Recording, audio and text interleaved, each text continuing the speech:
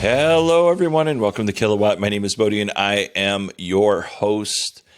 And this episode is coming at you just a little bit late. And I'm losing my voice. I've been doing a lot of podcasting lately.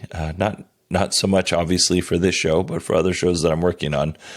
And that requires me to do quite a bit of talking. And as a result, I have lost my voice, or I'm losing it.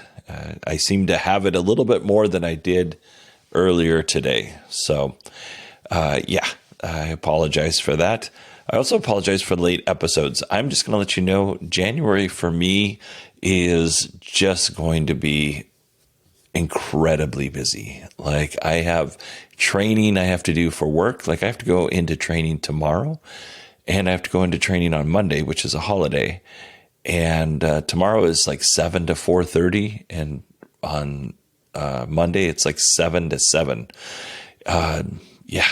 I mean, I'm very thankful to be able to go to this training, but it's a little bit of a commitment in terms of time and away from the family. On top of all that other stuff, I just got, I don't want to bore you, but I just got so many things going on between work, family, home, kids' school.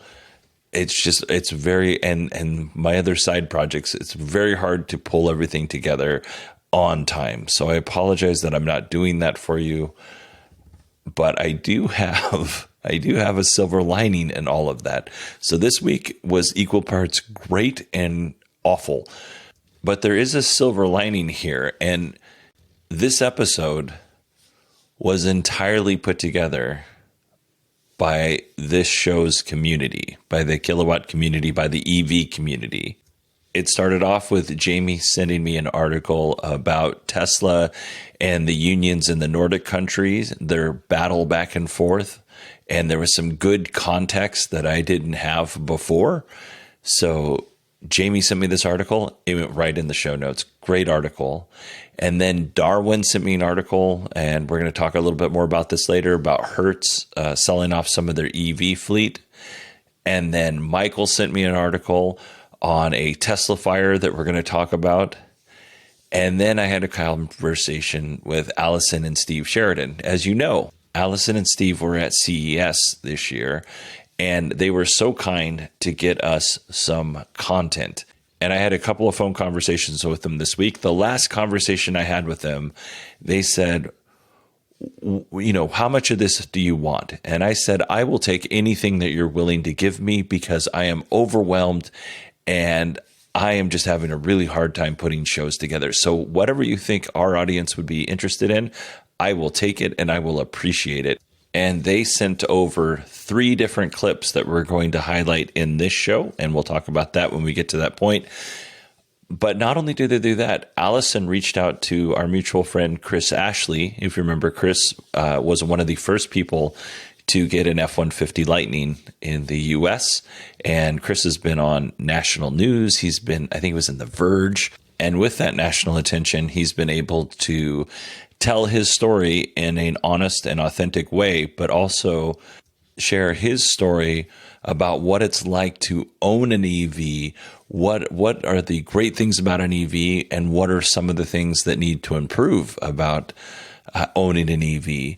And I mentioned this on a couple of episodes ago. I mentioned that Chris recently went down to North Carolina to pick up a trailer that was chronicled on his show, the SMR Podcast, with Rob Dunwood and Rod Simmons, all of which who have been on the show, by the way. Chris has been on the show. We talked to him the night he got his F-150 Lightning.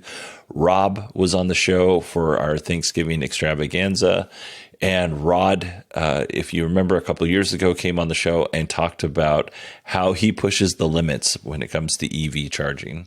Anyway, I'm telling you all of that so I can tell you this. Allison reached out to Chris And I'm paraphrasing because I wasn't a part of the conversation. Also, Allison's way more articulate than I am. But I would imagine she reached out to Chris and it's like, hey, Bodhi needs help. He's really busy right now. Do you mind if he uses the F-150 Lightning towing story in his show? And Chris was like, absolutely, because Chris is a great guy. And on top of that, from Allison reaching out to Chris, I was able to reach out to Chris myself and tell him thank you. And then I just found out what's been going on in his life because I haven't really spoken with him in a couple of months. So all positive things. So I'm going to take a moment to thank the people who helped put this show together. Michael, thank you so much for sending me the article on the Tesla fire. Darwin, thanks so much for cluing me in on Hertz selling some of its EV fleet off. And Jamie, thank you very much for the update and the additional context for the ongoing story of Tesla versus Nordic unions. And thank you to Allison and Steve Sheridan for providing me with content, and not only providing me with content, but making it so that I can kind of catch up and get some space by reaching out to Mr. Chris Ashley. And you'll get to hear his harrowing story of going down to North Carolina from Maryland, picking up a trailer and driving it back. It was such a good episode. So thank you to all of you. I really appreciate each and every one of you. And even more than that, nobody knows what's going on in anybody else's life, but I've received so much positivity in the last couple of weeks just by telling people I'm busy. And most of it's good. Some of it's bad, but most of it is really good. I've received so much positivity and encouragement from this community, and I really just want to say thank you. Now, I've talked for 7 minutes, and I probably didn't need to, but I really do appreciate everybody who supports this show. And I'm not even talking about financially, although that's great. I do appreciate that. I'm talking about the people who write in. I don't usually talk about our private conversations on the show unless I ask you. But there are so many times that somebody will write in and be like, have you thought about this? Or what do you think about this? Or whatever it is. Like, you give me more context. You make me into a more well-rounded podcast host based on your feedback. And really that means more than the financial support. There are people who you're all just very supportive. That's really what I'm getting at. I'm going way too long and just droning on and on and on. But if you think you're one of these people that I'm talking about, because there's way too many to mention, you probably are. So just assume you are. All right, let's go ahead and move on to Jamie's story. So this story is specifically about Tesla and IF Metal, which is the union that covers mechanics in Sweden. So we're not going to talk so much about the disagreements between Tesla and the union. We're going to talk a little bit more about the labor market in Sweden. So I've mentioned this before, but nearly 90% of the workforce in Sweden is covered by some type of collective bargaining agreement. Not every worker in Sweden is part of a union, but some of those collective bargaining agreements kind of carry over into non-union workplaces. So here's some of the new information that we learned from the article that Jamie shared. There is no statutory minimum wage in Sweden, and the government takes a very hands-off approach when it comes to employees, working time, employment security, pensions, and any other benefit that's related to working in a specific industry. So again, instead of the government regulating this, they said, no, we're going to take a hands-off approach. You, the business, and you, the organization representing the worker, you decide what's fair, and we'll back you up and make sure that everybody's following these agreements. From the outside, it appears as if the unions and the employers are happy with this arrangement. It allows unions to bargain for better wages and working conditions. which also includes, things like pensions and healthcare and stuff like that. But it also allows employers to be a little bit more flexible and cater to their particular sectors rather than being held to a particular labor law that maybe doesn't apply to what they're doing in business, but they still have to comply with that law. Maybe it's easier to think about it like this. If the government of Sweden passed a labor law about workers who work in laundries, for instance, like let's just say commercial laundry businesses, but instead of saying, hey, this law only applies to these workers over here, it applies to all of the workers in Sweden. Well, that one particular law might be well-meaning for the laundry workers, but it may not be great for everybody else in the labor force, including the businesses and the unions. So based on the Guardian article that Jamie sent over, the author said that there may be unforeseen consequences for Tesla opting out of this system, this way that they do business in Sweden. And I agree with that. They went into some of the unforeseen consequences, and honestly, because they're unforeseen consequences, and I genuinely know nothing about the labor practices in Sweden, or much of anything about Sweden for that matter, I'm not going to venture down the unforeseen consequences road because I just don't know what they would be. And honestly, it may not be true. In terms of the politicians in Sweden, I've already mentioned that they don't want to get involved in labor disputes. The Prime Minister and Employment Minister of Sweden have said that they're not going to interfere with the Tesla standoff. So only time will tell where this ends up going long term. I know that this particular issue, unions in general, is a hot button issue for people who listen to this show. And honestly, send me all your emails. You know where I stand on it. It doesn't bother me if you have a different opinion about it. And I some of you have suggested that maybe I talk about it a little bit less, but I do think it's important. Elon went into China and he talked about how great the labor force is in China. Well, yeah, I mean, I'm sure Chinese workers are hard workers and they do a good job. The labor laws in China are a little bit different. And if, let's say Tesla had a factory in Sweden, they would not be able to get away with some of the labor practices that happen in China, just period. They just wouldn't be able to do it.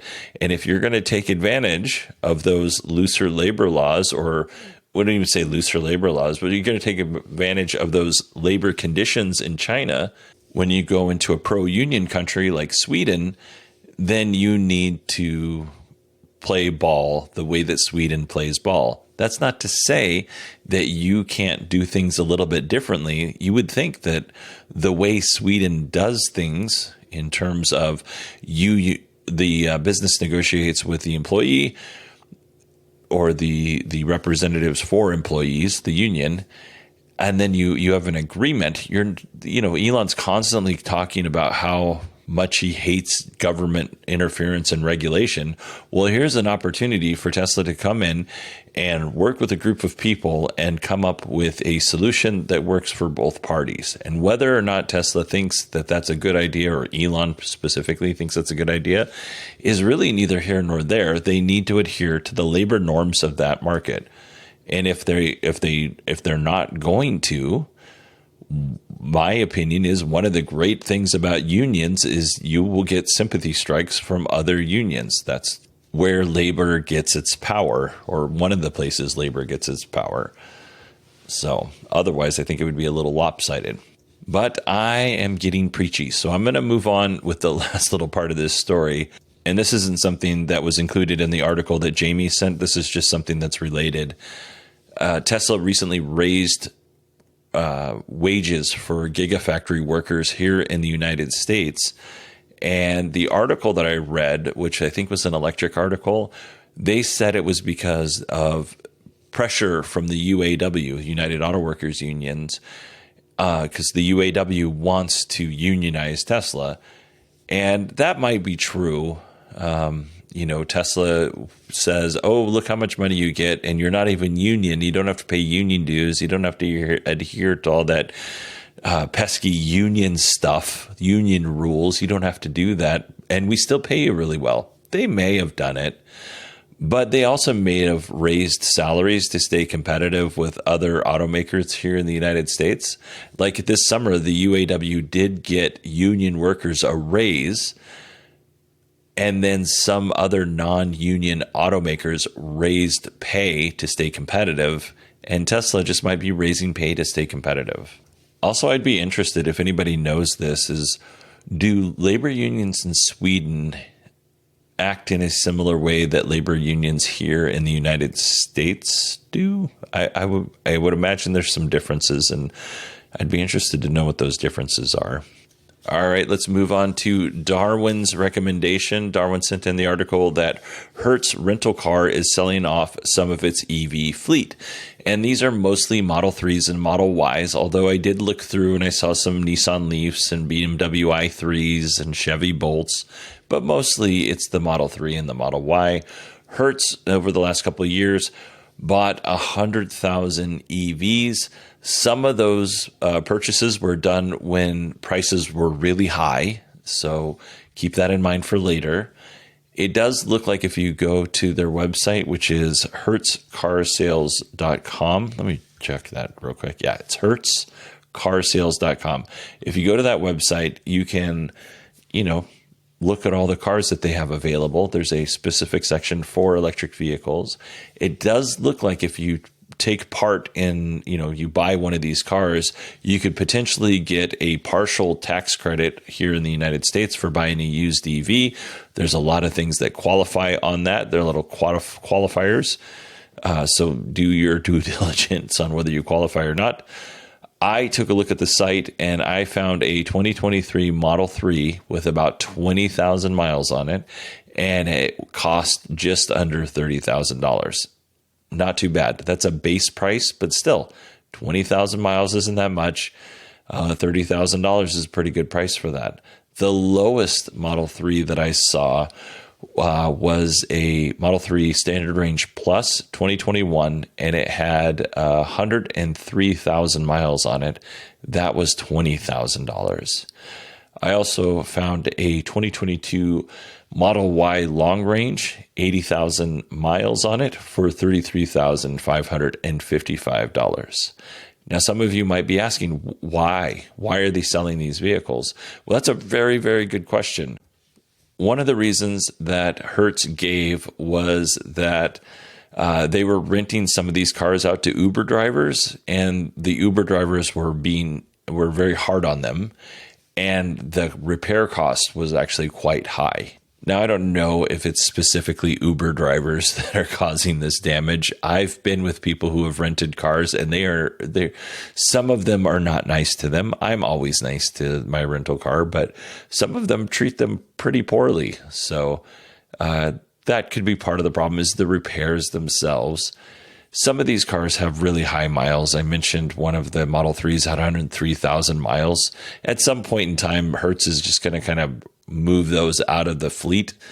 And then some of them are just older. Like I think the oldest Model 3 I saw was 2021. I don't think there was any 2020s in there. And some of these cars just get aged out. I don't know exactly how long rental car companies will keep their cars, but I'm sure some of these cars have just hit their limit. Now, the thing is with this is they're not planning on replacing these 20,000 cars with additional EVs. They're actually going to buy ICE cars, internal combustion engines, to replace these 20,000. Now, I don't know if that's going to be for the entire Hertz fleet or if it's just for this 20,000. Hertz did say that people weren't renting as many EVs as they thought they would. So they made a business decision to go ahead and just sell these cars off. So we'll see what happens in the next couple of years with Hertz. I have noticed that Hertz isn't the only car company with EVs. There's quite a bit. I'm a fan of budget. And the last time I traveled, I had an option to upgrade to an EV. At that time, it was quite a bit more expensive to rent the EV, and I was only driving it like 30 miles total the entire time I had it. So I went and saved a little bit of money with the ICE car. But if you're looking for an affordable EV, HertzCarsales.com. All right, let's move on to our final article this week, and that is Michael. Michael sent this article of a vehicle fire that happened at the Lindenhurst Marina in New Jersey. I'll make sure to link to the article in the show notes. So what happened here was the Lindenhurst Fire Department was dispatched to the Lindenhurst Marina for a vehicle fire on 110 or 111, January 10th or January 11th, around 12:41 in the morning. The vehicle turned out to be a Tesla. Shocker. The fire ended up damaging a nearby 2016 Chevy Tahoe and one of the buildings. And the interesting thing about this fire, or at least what I found was interesting, is the car was completely burnt down to the frame. There was almost nothing left. And you can see a video of the car, and there's just so little left. So Michael asked me for my take on this. Here it goes. And again, I want to be very clear. This is total speculation. This is based on my experience as a firefighter. I could be 100% wrong, and I'm okay with that. I am just telling you from what I read in the article, what I saw in the video, my take on it. I just want to make this very clear, because if you happen to work for this fire department, you're like, and you email me and you're like, you're 100% wrong. That's great. I don't mind being wrong. Give me the real story. All right, here we go. Based on the time of day that the 911 call was placed, which was 12:41 a.m., I'm going to guess there wasn't a lot of people hanging around the marina. I don't know for sure. It's cold outside. It's January in New Jersey.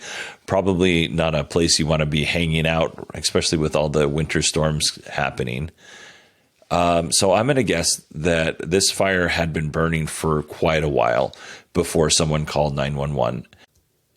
And the reason why I say that is the exposure, the building that was damaged, it took quite a bit of heat. I don't know exactly how much heat it took. The picture wasn't great, but it definitely looked like it had taken some radiant heat from the fire of the Tesla. I also don't know how far away the Tesla was. If it was up close, maybe it makes more sense in a short amount of time. If it was a little bit further away, and as we know, electric vehicle fires can be spectacular when they catch on fire. It looked like the building had taken a lot of heat. And then we have the 2016 Tahoe, which took some damage.